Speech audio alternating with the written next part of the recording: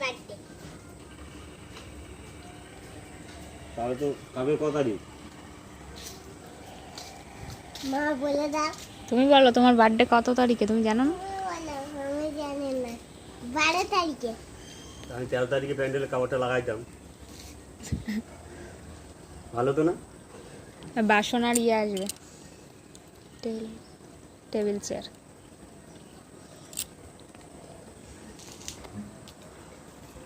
আসো চলো।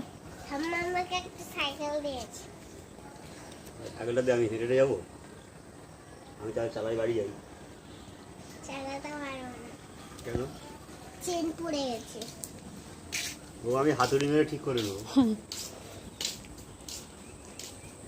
এখানে কাপড় রয়েছে, কাপড়গুলো লাগানো হবে, একটু ওপরটাই লাগানো হয়েছে। কালকে যাও। এখানে গেট হবে যেরকম।